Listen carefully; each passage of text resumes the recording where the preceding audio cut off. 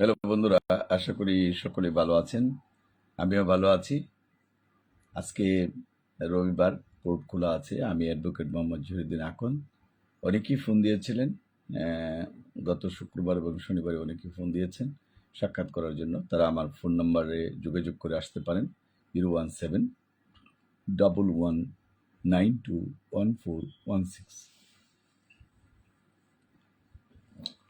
যারা সিভিল মামলা বা ক্রিমিনাল মামলা অথবা অন্য যে কোনো মামলা বিষয়ে বাসার চেম্বারেও দেখা করেছিলেন, তারা আজকে আসবেন।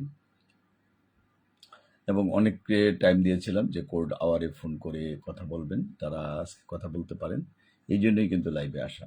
কারণ লাইভে আসলে আপনাদের পাশাপাশি থাকি যারা আমার সিনিয়র স্যার, আমার কলিগ, আমার বন্ধুবান্ধব এবং আমার যারা ক্লায়েন্ট রয়েছেন তাদের সংস্পর্শে থাকা যায়। এবং কোনো কমান্ড বা মেসেজ অপশানে কোনো কিছু লিখলে সেটা ইজিলি পড়ে নিতে পারি এবং কাছাকাছি থাকতে পারি। আসলে লাইভে না আসলে মনে হয় যে অনেক দূরে আছি। বিভিন্ন কমান্ড বা মেসেজ পড়লে মনে হয় যে আসলে খুব কাছাকাছি, একজন আরেকজনের কাছাকাছি থাকি। মামলা বড় বিষয় না, কিন্তু এই যে পরিচিতি, সেটা আল্লাহ যে কয়দিন হায়াত দারাজ করবে মানুষের সেবার জন্য যে কাজ করার ব্রত নিয়ে যে আছি এবং বন্ধুবান্ধবের কাছাকাছি বা ক্লায়েন্টদের কাছাকাছি বা ফেসবুকের যারা বন্ধুবান্ধব রয়েছেন তাদেরও কাছাকাছি থাকার সৌভাগ্য হয়। এটা হচ্ছে বড় কথা। বিশেষ করে যারা নান্দাইল, ঈশ্বরগঞ্জ, গরিপুর, ফুলপুর, ফুলবাড়িয়া, তারাকান্দা, মুক্তাগাছা, দুবৌরা, হালুয়াঘাট এবং ত্রিশাল, বালুকা, গফরগাঁও থানার ভিতরে অনেক দিনই পরিচিত, তাদের জন্য কিন্তু আমার খুব কাছাকাছি হয়। এছাড়া দেশের বাইরে অথবা দেশে ঢাকা, সিলেট, ময়মনসিংহ, রংপুর, দিনাজপুর, রাজশাহী, খুলনা, বগুড়া, বরিশাল, যে কোনো অঞ্চল থেকেও কিন্তু আমাদের বিভিন্ন ফোন আসে এবং পরিচিত মুখগুলোর সাথে আমরা পরিচিত হই। এছাড়া দেশের বাইরে London, America, Canada, Japan, Switzerland অথবা মধ্যপ্রাচ্যের দেশ, আম সৌদি আরব, জর্ডান, কাতার, দুবাই এবং আপনার যারা সাউথ আফ্রিকা অথবা আফ্রিকাতে রয়েছেন তাদের, বা কানাডা বা অস্ট্রেলিয়াতে যারা রয়েছেন তাদের সাথেও কথা বলতে সুবিধা হয়। আমাদের এখানে কাউন্সেলিং ফি দুইভাবে হয়। একটা হচ্ছে পে কাউন্সেলিং আর একটা হলো নন পে কাউন্সেলিং। সুতরাং যারা পরামর্শ নিতে চান তারা দেশের বাইরে থেকে হোয়াটসঅ্যাপে যোগাযোগ করবেন।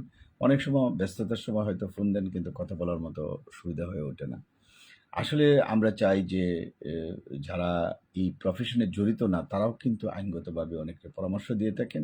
যারা সমাজকর্মী রয়েছেন, মানবাধিকার কর্মী এবং আইন সাথে জড়িত নয়, আ সংবাদকর্মী রয়েছেন, তাদের কাছেও কিন্তু যায়।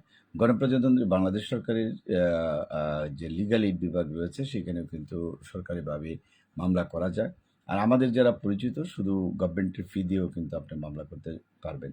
কেউ টাকার জন্য মামলা থেকে বা আইন থেকে বঞ্চিত হবে এটা কিন্তু কথা নয়।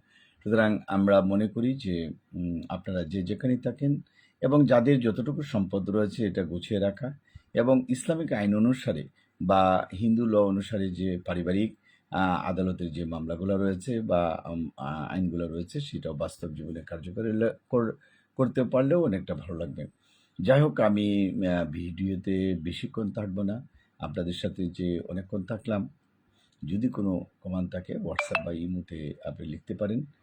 সময় সুযোগে আমি উত্তর দেওয়ার জন্য চেষ্টা করব। অনেকে আছেন যে আসলে এত ব্যস্ততার ভিতরেই যে সম্পদ আছে এটার দিকে খোঁজাখুঁজি না করে আরও অনেক সম্পদ করার জন্য চেষ্টা করেন, অথবা চুক্তিনামা বা বিয়ে সম্পর্কিত ঝামেলা এগুলো কিন্তু মিটাতে চান না, বা চুক্তি করার পর বা টাকা কারো লেনদেন করেছেন বা কোনো সময় থেকে টাকা আনছেন সেগুলোর কিন্তু আইনগত দিক জানার কিন্তু প্রয়োজন পড়ে। সুতরাং আপনারা যারা জানতে চান বা মানতে চান আইনকে তারা আমাদের পরামর্শ নিতে পারেন। তবে যে কোনো ঘটনা ঘটার পূর্বেই কিন্তু পরামর্শ নেওয়া ভালো। কারণ পরবর্তী টাইমে একটা এমন জটিলতা তৈরি হয় যেটা থেকে আপনি রেহাই পান না। যাই হোক, আমি সবার জন্য দোয়া করি। বাংলাদেশ তথা বিশ্বের মানুষের জন্য, আমার জন্য এবং আমাদের জন্য দোয়া করবেন যাতে আমরা ভালো থাকতে পারি এবং আপনাদের সেবার কাজ করতে পারি। সবাইকে ধন্যবাদ। Thank you.